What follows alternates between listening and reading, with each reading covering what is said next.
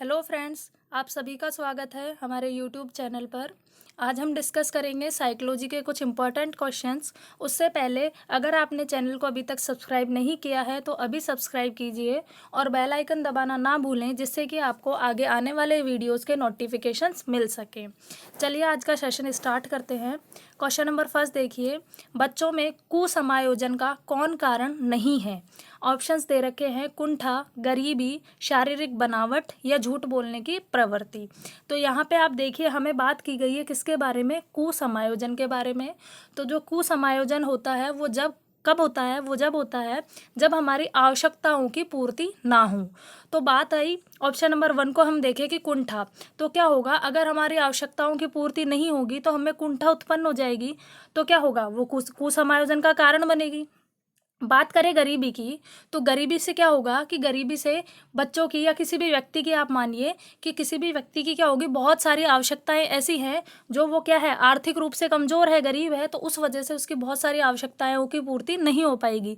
तो उससे भी क्या होगा, उसमें कुसमायोजन का ये एक कारण बनेगा। बात करें शारीरिक बनावट की, तो जो लोग शारीरिक रूप से विकलांग होते हैं या उनमें किसी भी तरह की कोई शारीरिक कमी पाई जाती है, तो उनको भी क्या होता है कि नॉर्मली एडजस्टमेंट करने में थोड़ी सी दिक्कत महसूस होती है। तो ये भी एक क्या है, कुसमायोजन का कारण है। लेकिन जो अपना ऑप्शन नंबर 4 है वो बिल्कुल भी कुसमायोजन का कारण नहीं है। तो यहाँ पे आपका ऑप्शन नंबर 4 बिल्कुल करेक्ट हो जाएगा। नेक्स्ट क्वेश्चन देखिए, निम्नांकित में कौन बालकों की मानसिक अस्वस्थता का कारण नहीं है? ऑप्शंस दे रखे हैं माता पिता द्वारा अति सुरक्षा, शिक्षक का व्यवहार, प्रतियोगिता का प्रभाव, बच्चों पर उचित नियंत्रण का अभाव। तो यहाँ पे आप देखिए, हमें क्या बोला कि मानसिक अस्वस्थता जो होती है उनका कारण कौन सा इनमें से नहीं है। तो हम ऑप्शंस को अगर देखें तो ऑप्शन नंबर 1 में लिया है कि माता पिता द्वारा अति सुरक्षा। तो ये बात बिल्कुल सही है कि अगर माता पिता अपने बच्चे को कुछ ज़्यादा ही सुरक्षा प्रोवाइड करेंगे तो उसकी वजह से क्या होगा कि उस बच्चे का जो विकास है वो क्या होगा, बाधित होगा। तो वो उसको एक तरह से क्या करेगा, मानसिक अस्वस्थता की ओर ले जाएगा। बात करें शिक्षक के व्यवहार की, तो शिक्षक का जो व्यवहार होता है वो भी एक बच्चे के विकास में काफ़ी महत्वपूर्ण होता है। शिक्षक अगर बच्चों को तनाव और भय के वातावरण में रखेगा तो उससे भी क्या होगा कि बच्चों में मानसिक अस्वस्थता का जन्म होगा। बात करें प्रतियोगिता के प्रभाव की, तो जो अति प्रतियोगिता होती है उससे भी क्या होता है, बच्चों में मानसिक अस्वस्थता पनपती है। लेकिन आपका ऑप्शन नंबर 4 कि बच्चों पर उचित नियंत्रण का अभाव, ये बात ठीक है कि मान लो आपने बच्चों पे उचित नियंत्रण नहीं रखा तो हो सकता है वो किसी गलत दिशा में चले जाएं, लेकिन कहीं से भी इसका कारण ये मानसिक अस्वस्थता नहीं बनेगी कि अगर आपने उचित नियंत्रण नहीं रखा तो कुछ भी हो सकता है, लेकिन मानसिक अस्वस्थता बिल्कुल नहीं होगी। तो आपका ऑप्शन नंबर जो 4 है वो बिल्कुल करेक्ट है। नेक्स्ट क्वेश्चन देखिए, निम्नांकित कथनों पर ध्यान दें तथा दिए गए कूट संकेत के आधार पर उत्तर दें। यहाँ पे अपन को 3 स्टेटमेंट दिए हैं। पिछड़े बालकों की मनोवृत्ति शिक्षक के प्रति सकारात्मक होती है, पिछड़े बालकों का अपने माता पिता के साथ समायोजन उत्तम नहीं रहता, या पिछड़े बालक अधिक चिंतित एवं तनावग्रस्त होते हैं। तो यहाँ पे आप देखिए, पहले बात करें कि पिछड़े बालकों की मनोवृत्ति शिक्षक के प्रति सकारात्मक होती है, तो ऐसा कोई ज़रूरी नहीं है, हो सकता है नकारात्मक हो सकता है सकारात्मक हो, या ज़रूरी भी नहीं है कि कोई मनोवृत्ति हो ही हो। तो ये बिल्कुल सही नहीं है। बात करें पिछड़े बालकों का अपने माता पिता के साथ समायोजन उत्तम नहीं रहता, तो ऐसा बिल्कुल भी ज़रूरी नहीं है, वो बहुत अच्छे से एडजस्टमेंट कर सकते हैं, तो ये चीज़ भी सही नहीं है। तीसरे पॉइंट को देखें कि पिछड़े जो बालक होते हैं वो अधिक चिंतित और तनावग्रस्त होते हैं, तो ये बिल्कुल सही है कि वो क्या है, वो पिछड़ चुके हैं, तो इसीलिए वो जब किसी अन्य बच्चे के साथ अपने आप को देखेंगे तो वो चिंतित होंगे और क्या होगा, उनमें तनाव होगा, तो चिंतित और तनावग्रस्त होते हैं। तो यहाँ पे जो अपना ऑप्शंस हैं उनमें से ऑप्शन नंबर 1 सही है कि केवल जो 3rd पॉइंट है वो आपका एकदम करेक्ट है। नेक्स्ट क्वेश्चन देखिए, संपूर्ण जीवन तक देखरेख चाहने वाला बालक की बुद्धि लब्धि कितनी होती है? ऑप्शंस दे रखे हैं 20 से 35, 20 से नीचे, 36 से 51, या इनमें से कोई नहीं। तो यहाँ पे आप एक बात ध्यान दें, यहाँ लिखा है संपूर्ण जीवन तक देख रेख चाहने वाला बालक। तो संपूर्ण जीवन तक जो देख रेख चाहने वाला बालक होगा, इसका मतलब ये हो गया कि वो अपना कोई भी काम, चाहे वो कितना भी पर्सनल हो या कैसा भी काम हो, वो क्या होगा, किसी ना किसी पे डिपेंडेंट है, वो कोई भी काम अपना खुद नहीं कर सकता।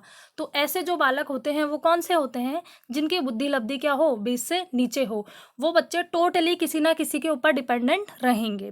तो आपका ऑप्शन नंबर 2 बिल्कुल करेक्ट है। नेक्स्ट क्वेश्चन देखें, रिली तथा लेविस के अनुसार निम्नांकित में किसे असाधारण बालक की श्रेणी में नहीं रखा जाएगा? ऑप्शंस दे रखे हैं। शिक्षण असमर्थता से ग्रसित बालक, शारीरिक रूप से विकलांग बालक, मानसिक रूप से मंद बालक या भाषा दोष से ग्रसित बालक। तो यहाँ पे आप देखिए दो विद्वान हुए हैं, रिली और लेविस। इन्होंने क्या किया था कि जो बालक थे उनको छह कैटेगरीज में डिवाइड किया था। क्या किया था कि असाधारण बालकों की क्या होती है, छह तरह के असाधारण बालक होते हैं। तो उनके अंदर इनके अनुसार ये जो पहला पॉइंट है, ऐसे बालक उन्होंने शामिल किए, ये भी उसमें शामिल किए, इनको भी उन्होंने शामिल किया। लेकिन जो ऑप्शन नंबर 4 आपका है कि जो कौन से बच्चे जो भाषा दोष से क्या होते हैं, ग्रसित होते हैं, उन बालकों को उनने असाधारण की श्रेणी में नहीं रखा था। तो आपका ऑप्शन नंबर 4 जो है वो बिल्कुल करेक्ट है। नेक्स्ट क्वेश्चन देखिए, निम्नांकित कथनों पर ध्यान दे तथा दिए गए कूट संकेत के आधार पर उत्तर दे। ऑप्शंस दे रखे हैं। व्यक्तिक भिन्नता का एक कारण परिपक्वन में अंतर है, व्यक्तिक भिन्नता का एक प्रमुख स्रोत लिंग भी होता है, या राष्ट्र के प्रभाव से भी बालकों की आदत, शील गुण एवं चरित्र आदि में विभिन्नता पाई जाती है। तो हमें बताना है कि ये तीनों पॉइंट सही हैं या इनमें से कौन सा सही होगा।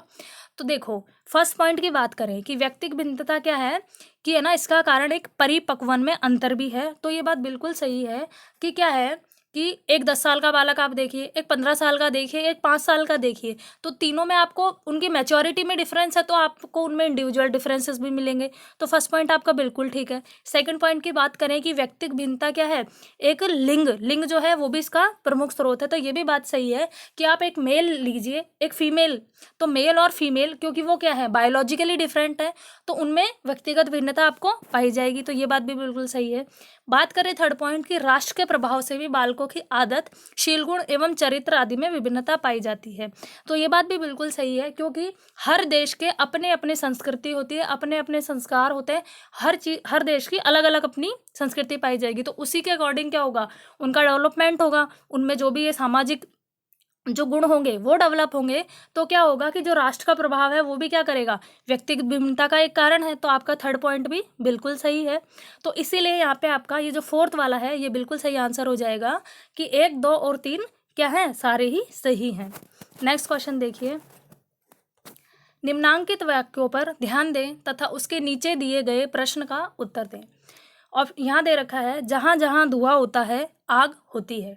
अब हमें क्या करा है कि जैसे हमें क्या होता है कि ये एक इन्होंने नियम के रूप में दर्शाया है कि जहाँ जहाँ धुआं होगी उसका मतलब क्या हुआ कि वहाँ वहाँ आग है। अब हमें एक लाइन दे दी कि पहाड़ पर धुआं है, तो जब ये नियम इन्होंने ऊपर दिया है कि जहाँ जहाँ धुआं दिखेगी तो आप क्या समझोगे कि वहाँ पे क्या है, आग है। तो अगर हमें पहाड़ पर धुआं दिखी तो हम उसका क्या मतलब निकालेंगे कि पहाड़ पर क्या है, आग है। तो ये जो उदाहरण है ये इन चारों में से किसका उदाहरण है, कौन सी तर्कणा का ये उदाहरण है? ऑप्शंस आपको दे रखे हैं, निगमनात्मक तर्कणा, आगमनात्मक या आलोचनात्मक या सादृश्यवाची। तो यहाँ पे बात क्या हुई कि हमें पहले एक नियम बताया गया कि जहाँ जहाँ धुआं होगी वहाँ आप क्या मानोगे कि वहाँ आग होगी। तो इसीलिए हमने फिर क्या देखा कि पहाड़ पर अगर धुआं है तो हमने क्या कंक्लूजन निकाला कि पहाड़ पर क्या है, आग है। तो इसमें हम कैसे जा रहे हैं, नियम से जा रहे हैं। नियम से कहाँ जा रहे हैं, उदाहरण की ओर जा रहे हैं, या नियम से आप कहाँ जा रहे हो, निष्कर्ष की ओर जा रहे हो। तो इसीलिए आपका जो ये है ये हो जाएगा निगमनात्मक तर्कणा का उदाहरण। नेक्स्ट क्वेश्चन देखिए, द्विस्वप्न का एक उदाहरण है। ऑप्शंस दे रखे हैं, अभिसारी चिंतन का, सृजनात्मक चिंतन का, स्वापी चिंतन का या इनमें से कोई नहीं। आपको यहाँ पे ये बताना है कि ये जो द्विस्वप्न दे रखा है ये इनमें से किसका उदाहरण है। तो ये अभिसारी चिंतन का बिल्कुल नहीं है, सृजनात्मक चिंतन का भी बिल्कुल नहीं है। ये किसका उदाहरण है, ये आपका ऑप्शन नंबर 3 स्वापी चिंतन का। क्योंकि जो ये लिखा हुआ है ये और वर्ड लिखा है यहाँ पे स्वापी, इनमें क्या होता है कि एक तरह से हम कहते हैं ना दिन में सपने देखना, कि जो चीज़ हो नहीं सकती लेकिन आप उसे बैठे बैठे बस कल्पना कर सकते हैं कि ऐसा होगा, एक दिन ऐसा होगा, ये होगा, वो होगा। ये क्या होता है, प्रयास रहित होती है। ये जो चिंतन होता है ये प्रयास रहित होता है कि हम क्या करते हैं, प्रयास करते नहीं लेकिन कल्पना बहुत करते हैं। तो इसीलिए ये ऑप्शन नंबर 3 जो है आपका वो बिल्कुल करेक्ट हो जाएगा। नेक्स्ट क्वेश्चन देखिए, विषय आत्मबोधन परीक्षण में किसी एक व्यक्ति पर कितने कार्ड का क्रियान्वयन किया जाता है? ऑप्शंस दे रखे हैं 20, 19, 30 या 31। तो ये चीज़ मैंने आपको पहले भी बताई थी कि ये जो परीक्षण होता है ये अपना होता है मनुष्य का जो अचेतन मन होता है उसकी स्टडी के लिए ये टेस्ट किया जाता है। और इसमें हमें पूछा क्या है, एक व्यक्ति के लिए, तो एक इंडिविजुअल की बात हुई है। तो उसमें मैंने आपको ये बताया था कि यहाँ पे मेल के होते हैं 10 कार्ड, फीमेल के होते हैं 10 कार्ड और बोथ के लिए होते हैं 10 कार्ड। लेकिन हमें यहाँ पे किसी भी एक व्यक्ति का ही टेस्ट करना है। तो अगर आप मेल का कर रहे हो तो मेल के लिए आप 10 कार्ड लोगे ये वाले और 10 कार्ड लोगे ये बोथ वाले, टोटल हो गए 20। अगर आप एक जो यहाँ एक व्यक्ति बोला उसे फीमेल मान के करते हैं तो ये फीमेल के हो गए 10 और बोथ के हो गए 10, टोटल कितने हो गए 20। तो चाहे आप एक व्यक्ति को फीमेल मानिए चाहे आप उसको मेल मानिए, यहाँ पे जो टोटल कार्ड की संख्या होगी वो आपकी आएगी ऑप्शन नंबर 1, 20 कार्ड की हमें क्या होगी, आवश्यकता होगी। नेक्स्ट क्वेश्चन देखिए, निम्नांकित कथनों पर ध्यान दें तथा दिए गए कूट संकेत के आधार पर उत्तर दें। ऑप्शंस हैं, उपलब्धि परीक्षण द्वारा किसी विशेष क्षेत्र में अर्जित निपुणता तथा ज्ञान को मापा जाता है। उपलब्धि परीक्षण किसी मानकीकृत विधि पर आधारित नहीं होता है, या उपलब्धि परीक्षण द्वारा शिक्षकों को छात्रों से गृह कार्य तथा वर्ग कार्य की मात्रा का निर्धारण करने में सहूलियत होती है। अब हमें यहाँ जो ये तीनों पॉइंट्स दिए हैं इनके लिए हमें बताना है कि तीनों सही हैं या इनमें से कौन कौन से सही हैं। तो यहाँ पे आप देखिए ऑप्शन नंबर 1 जो लिखा हुआ है उसमें हमें बोला है कि उपलब्धि परीक्षण क्या है कि किसी भी विशेष क्षेत्र में आपने जो ज्ञान अर्जित किया है या निपुणता जो अर्जित की है उसको क्या करेंगे, उपलब्धि परीक्षण के द्वारा मापा जाएगा। तो ये बात बिल्कुल सही है। बात करें सेकंड पॉइंट की तो यहाँ लिखा है कि उपलब्धि परीक्षण किसी भी मानकीकृत विधि पर आधारित नहीं होता। तो ये चीज़ गलत है क्योंकि ये क्या होता है, आधारित होता है। तो ये चीज़ क्या हो गया, ये सेंटेंस गलत है आपका। थर्ड पॉइंट है कि उपलब्धि परीक्षण द्वारा शिक्षकों को छात्रों से गृह कार्य तथा वर्ग कार्य की मात्रा का निर्धारण करने में सहूलियत होती है। तो ये बिल्कुल ठीक है कि क्या होगा, उपलब्धि परीक्षण से टीचर को ये पता चलेगा किस स्टूडेंट की कहाँ तक की उपलब्धि हो चुकी है, तो उसको किस तरह का गृह कार्य देना है या उसकी जो पढ़ाई करवानी है वो किस तरह से करवानी है आगे के लिए। तो आपका थर्ड पॉइंट बिल्कुल ठीक है। तो यहाँ पे जो अपना सही ऑप्शन जाएगा वो जाएगा आपका ऑप्शन नंबर सेकंड कि क्या है, 1 और 3 सही है। नेक्स्ट क्वेश्चन देखिए, ब्लॉक डिज़ाइन बुद्धि परीक्षण उदाहरण है। ऑप्शंस दे रखे हैं, क्रियात्मक का, अशाब्दिक परीक्षण का, शाब्दिक परीक्षण का, या इनमें से कोई नहीं। तो आपकी जो ब्लॉक डिज़ाइन होती है वो होती है ऑप्शन नंबर 1 क्रियात्मक। जो क्रियात्मक है इसका क्या है, ये इसका ये उदाहरण है। यहाँ पे क्या होगा, ब्लॉक डिज़ाइन में जैसे क्या होगा, बहुत सारे ब्लॉक होंगे और ये देखेंगे कि बच्चा किस तरह से उसमें काम कर रहा है, उनको किस तरह से अरेंज कर रहा है। तो उसमें क्या होगा, उसकी जो क्रिया है, क्रिया एक्टिविटी जो है वो वहाँ पे मेन फैक्टर मानी जाती है। तो इसीलिए क्या है, क्रियात्मक का है ये उदाहरण। नेक्स्ट क्वेश्चन देखिए, शिक्षा का अधिकार कानून 2009 के किस अध्याय में विद्यालय एवं शिक्षक की जिम्मेदारियों का वर्णन है। तो यहाँ पे सब जानते हैं आरटी एक्ट हुआ था अपना 2009 में जो लागू हुआ था। तो उसमें ये पूछा है कि विद्यालय एवं शिक्षक की जो जिम्मेदारियां हैं वो किस में वर्णित की गई है। तो ये आपका जो अध्याय 4 है इसके अंदर ये सारी जिम्मेदारियों का वर्णन किया गया है। और जो धारा 27 है उसमें जो टीचर की ड्यूटीज़ हैं उनके बारे में काफ़ी कुछ दिया गया है। नेक्स्ट क्वेश्चन देखिए, निःशुल्क एवं अनिवार्य शिक्षा का बालकों का अधिकार कार्य के लिए नहीं लगाया जा सकता। एक्चुअली यहाँ पे क्वेश्चन में थोड़ा मिस्टेक है।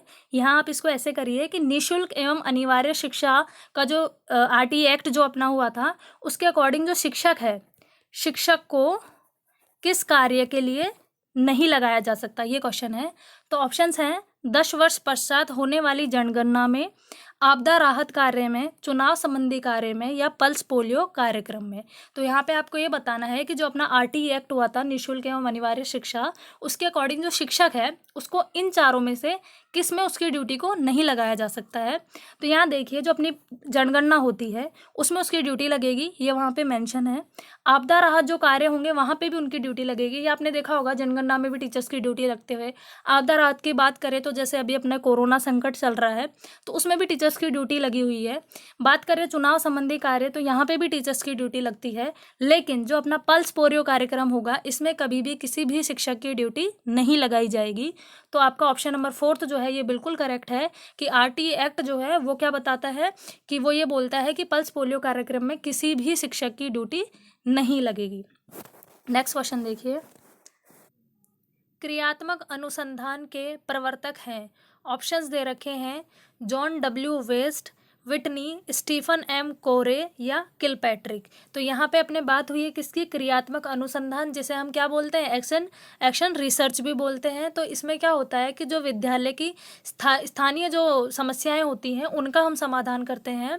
तो इसका जो प्रवर्तक थे वो कौन थे, ऑप्शन नंबर 3 जो है अपना ये करेक्ट है। स्टीफन एम कोरे जो थे उनको क्रियात्मक अनुसंधान का प्रवर्तक माना जाता है।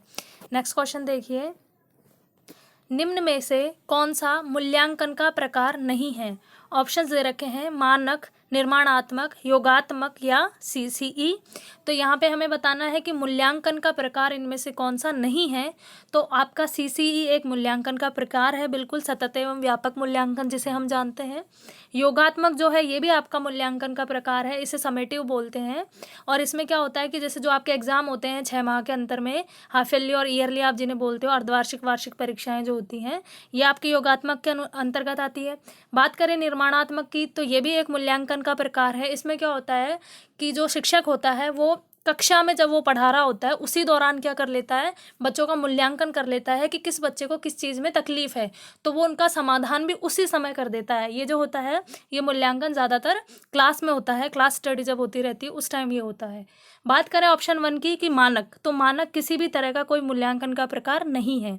तो यहाँ पे आपका जो ऑप्शन नंबर 1 है वो बिल्कुल करेक्ट हो जाएगा। आज के सेशन में फ्रेंड्स इतना ही। अगर आपको ये वीडियो पसंद आया हो तो चैनल को सब्सक्राइब ज़रूर कीजिएगा। Thank you.